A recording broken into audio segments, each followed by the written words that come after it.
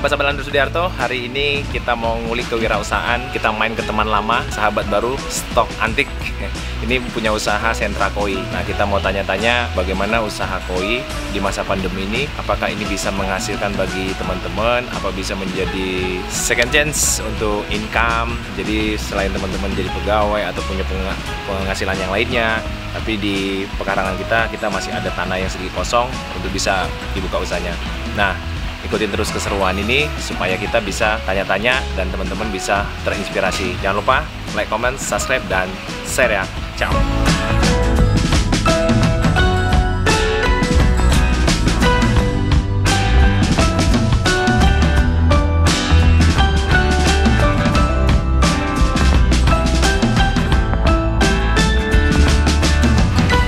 Kita sudah sampai dan kita sekarang ketemu sama Bang Aji, pemilik daripada Sentra Koi. Hai Bang Aji.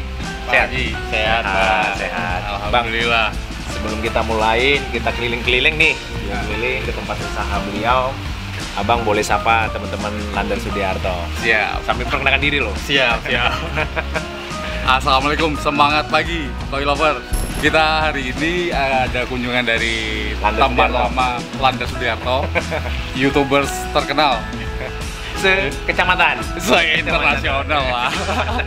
Ya, mari teman-teman Koi, kita lihat gimana usaha yang saya jalankan sementara ini.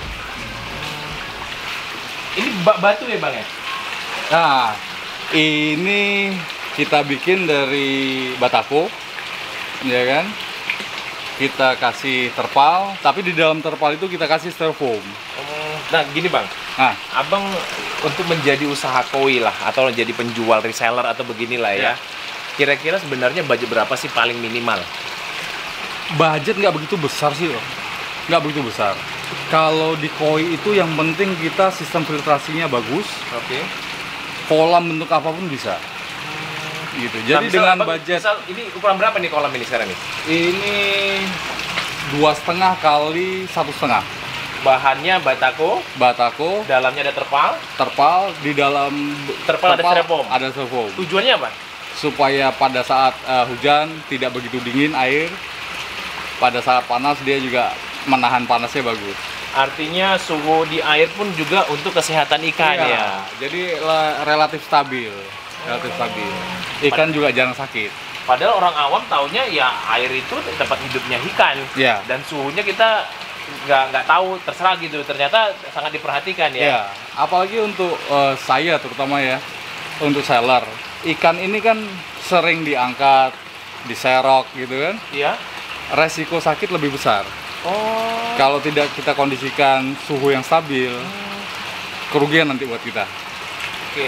Nah, tadi ukuran tadi 2,5 ini berarti budget berapa lah? Setelah styrofoam tadi dalamnya segala macam dengan seperti ini berapa habis budget untuk buat? Murah. Kalau styrofoam ukuran segini ya, satu kotak ini 2,5 kali 1,5 itu cuman di angka 150.000. 150.000. Iya. Jadi kalau bangun ini sama sekali uang tukangnya bisa berapa Bang waktu itu membangunnya? Paling 1 juta lah. 2 bangun kolam. Ini? Iya. 2 kolam 1 juta? 2 kolam. Udah biaya tukangnya? Sudah. 1 juta. Nah, ini teman-teman Landra sudah 1 juta sudah bisa dua kolam ini. Dan satu kolam ini bisa isi berapa ekor nih? Rata-rata kalau lagi kita baru pulang ya, itu di angka 300 sampai 500 ekor. Dengan ukuran seperti ini kok. Iya. Kalau ukuran seperti ini? Ukuran rata-rata 20 cm lah ya. 20 cm ya? 20 cm. Ini 20 cm ya? Iya. 20 cm ada cukup berapa ekor di dalam ini jadinya? Kalau 20 cm? Ya itu sekitar 300 sampai 500 ekor cukup. Kedalaman ekor, ya? air sekitar 40 cm lah. 30-40 cm. Gitu. Tapi setiap kita beli koi dari luar, tidak seperti bayangan kita langsung masuk ke kolam, enggak ya? Ada masa karantina ya? Betul. Memang kalau kita penghobi koi, itu terkenal orang yang sabar. Kenapa? Karena Filosofinya gitu? Karena beda dengan ikan lain. Kita beli arwana, langsung masukkan, selesai. Tapi kalau koi tidak begitu perlakuannya. Kita harus karantina dulu, kita sesuaikan dulu suhu airnya. Anggap aja 50 ekor. Kemungkinan dia untuk error mati ada nggak? Ada ya. Ada. Kalau kita bisnis apa hewan ya, binatang hidup lah kita binatang hidup itu pasti ada. Cuman bagaimana kita meminimalisasi kematian. Ya. Kalau seperti ini ukuran 20 cm nih. Ya. Per ekornya berapa nih? Harga Hitungannya jual. ya, hitungannya ada minimal nggak per ekor boleh atau minimal 5 ekor dapat diskon lagi atau gimana sih biasanya? Tergantung. Kalau kita penghobi ya, Iya. ambil eceran ya harga standar. Oke. Tapi kalau reseller ya kita kasih harga beda supaya dia juga bisa mutar lagi kan penjualannya. Nah, artinya di kita pun juga bagus, sirkulasi perdagangan kita juga bagus. Kalau 10 cm per ekor harganya Abang tarik berapa? Ecer 10.000. 10.000 ya? Iya, Itu bebas milih warnanya? bebas. Bebas ya. Ini Bebas. apa maksudnya coraknya bebas ya? Bebas. 10.000. Itu pilih. Kalau beli 10.000, kalau beli berapa baru dapat diskon? Per 100 lah. Per 100 ekor. Per 100. Kita kasih harga spesial. Kita masuk ke kolam yang fiber nih ya. Ya. Yang fiber ini ukuran berapa senti nih? Ini ukuran 35-40 ohm, jenis kumpai. Oh, kumpai ya. Kumpai, jadi ekor panjang. Oh. Ya kan? Kalau orang Jawa bilang krembiah om. Kerembia ya. Krembiah. Ya. Jadi ada nilai artistiknya juga. Pada saat dia berenang, ekornya melambai-lambai. Ya kan orang kadang-kadang senang juga. Iya, karena semakin lebar sirip apa itunya jadi enak juga lihatnya ya. Iya, dilihat juga ada. Kalau ini berarti berapa senti nih? Yang di fiber ini ada 25. Sekitar 35. 35. 35-40. Kalau 35 sampai 40 per ekor, Nah, kalau ini agak tinggi ini, karena tadi itu ya kelebihannya tadi Iya. adalah kumpainya tadi itu ya. Jadi kumpai, ya sama jenis-jenisnya juga bagus, patternnya juga bagus, motif-motifnya. Kalau koi itu kan kita tidak bisa standar ya. Misalnya jenis kohaku harga sekian, tidak bisa. Iya. Kita lihat bodinya bagaimana, warnanya, coraknya. Jadi bisa jadi dia bukan bisa lah jual per ekor, tapi bisa jual spesifik kelebihannya apa, Iya. itu yang membuat beda harganya ya. Iya. Kalau seperti inilah, anggap aja yang spesifiknya kita buat standar dengan ukuran dengan kumpai ukuran 25 sampai 40 gitu, 35 sampai 40. Jual per ekor berapa? Kalau ecer bisa sampai di angka 300 ya. 300.000 ya. Iya. Nah, 300.000. mungkin teman-teman itu Landers Liato mau pengen tahu nih, kalau dia beli di sini, mereka jemput ke sini, Ya. sampai di rumah atau begitu dibawa, kalau mati di rumah kita nggak nanggung atau gimana sih biasanya? Oh, Kalau belikan kita tetap ada garansi? komunikasi ya. Oh, komunikasi. oke. Komunikasi dulu pertama bagaimana cara memasukkan ini ke kolamnya. Beliau kalau yang sudah pengalaman pasti paham. Tapi kalau pemula kita ajari bagaimana caranya. Iya, Itu pun iya. masih kita pantau. Ikan bagaimana kondisinya 3 hari kemudian. Oh sakit om, oh sudah aman om gitu. Kalau sakit kalau di Semarang ya, sakitnya divideokan, coba kita bantu kirim obat. Tapi kalau misalnya tidak ada perkembangan baik, ya kita tarik balik. Bisa jadi pak. Coba jenengan cek bottom drainnya itu pak. Bottom drainnya itu tersumbat apa enggak pak? Bersih ya. Sehingga jangan sampai pelanggan-pelanggan yang datang kecewa ya. Iya. Nah, sebenarnya kalau kelemahan main koi ini apa sih sebenarnya? Apa ya? Apa yang menjadi kira-kira kadang kendalanya orang untuk tingkat pemula kayak gitu? Kalau menurut kesimpulan saya, Om, Ya. kita kurang berani investasi di media filter. Media filter. Ya, Karena merawat koi itu sebenarnya kan merawat air. Oke. Selama air kita bagus, ikan akan sehat, Ya, ikan akan berkembang. Nah, bagaimana air bisa bagus? Sistem filtrasi kita. Kita investasi besar di filtrasi tidak masalah. Ya. Kolam standar tidak masalah. Oke. Tapi filter ini yang kita kuatkan. Gitu. Dari sistemnya, dari medianya. Ya. Nah, supaya bakteri-bakteri untuk pengurai amonia itu terbentuk.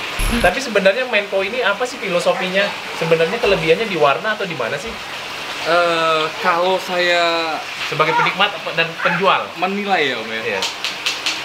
orang yang hobi koi itu orang yang sabar. Ya itu tadi saya cerita. Karena koi itu tidak seperti ikan lain. Arwana kita beli langsung masukkan akuarium selesai. Oke. Koi tidak. Koi begitu kita beli, kita lihat dulu kondisinya bagaimana. Kalau kita mau treatment bagus, kita karantina dulu. Ya kan? Karantina paling tidak butuh waktu 3 hari sampai 7 hari. Oke. Nah, setelah diadaptasi dengan air di tempat konsumen, ya, tempat pembeli, baru bisa dimasukkan ke kolam. Nah, itu kan proses itu tidak sebentar. Nah, itu kan butuh kesabaran. Iya. Orang yang tidak sabar pasti beli masuk kolam. Masuk kolam dan pengen nikmatin warnanya aja ya. Nah, segera. Padahal ikan itu bisa aja stres, bisa aja segala macam Iya. gitu ya.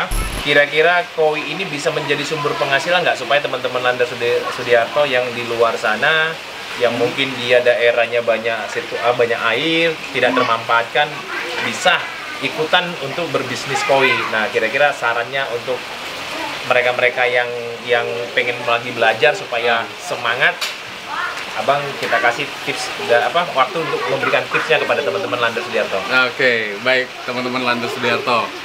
Jadi begini, bisnis yang saya jalani dalam hal ini koi sangat menjanjikan, amat sangat menjanjikan.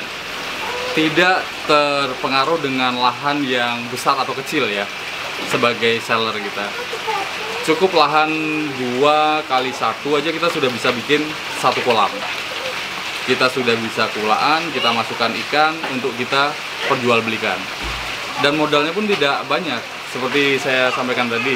Untuk kolam segitu, ukuran 2,5 kali 1,5, kebutuhan budgetnya kisaran 1 juta. Katakanlah kita kulaan ikan di angka 1 juta, berarti 2 juta sudah. Inventory kita sudah 1 juta, modal berjalan kita 1 juta. 1 juta ini modal berjalan itu bisa berkembang 50-100%. Nah, tinggal kita kembangkan dana ini. Itu yang terjadi di sentra koi. Ya. Kita tidak tiba-tiba langsung banyak begini. Kita juga mulai dari kecil. Dari sedikit. 50 ekor. Terus yang ada ukuran 20, ada yang ukuran 15. Terus berkembang. Sekarang udah berkembang ya. Satu hari bisa jual berapa sih? Atau kita anggaplah sebulan bisa keluar berapa gitu? Kalau per hari kan karena ini barang hobi ya. Jumlah ya? Iya. Bisa keluar berapa ekor sih? Jumlah ya kira-kira sekitar 300 lah. 300 ekor keluar ya. 400 ekor bisa keluar. 300 ekor keluar. Iya. Nah, biasanya kalau boleh sharing sedikit atau rahasia nggak? Kira-kira berapa persen sih keuntungannya? Kalau di bisnis hobi itu Relatif ya. Ya kalau orang itu udah suka, dia bisa investasikan duitnya lebih ya. Nah, itu uniknya di bisnis koi. Okay. Koi itu tidak ada satu warna, satu pola yang sama persis. Kadang pun saya sebagai pedagang, saya sudah punya jenis heriwake itu. Iya. Saya lihat di tempat lain, di pedagang lain. Kadang saya masih pingin. Karena motifnya berbeda, warnanya mungkin berbeda, mungkin ukurannya berbeda. Nah, itulah uniknya di koi ini ya. Karena mungkin kita gini ya, ada stok kita dan bisa jadi kayak tukaran gitu ya, tukar tambah bisa jadi bisa gitu jadi, ya. Bisa jadi. Dia suka dengan motif kita atau dia mungkin ketemu pembeli yang suka motif dan stoknya ada di kita ya. Betul, bisa jadi seperti itu ya. Bisa jadi seperti itu. Teman-teman sudah banyak dengar dan teman-teman mudah-mudahan ini bisa menginspirasi teman-teman dan lakukan di masa pandemi ini apa yang bisa dilakukan dari rumah sehingga teman-teman juga tidak berpergian pada saat posisi WFA. Karena sebenarnya pandemi itu sudah terjadi dan cara kita bagaimana sekarang beradaptasi untuk supaya kita punya sumber penghasilan. Dan teman-teman kita punya ada handphone yang bisa digunakan untuk menjadi medsos dan itu sumber penghasilan.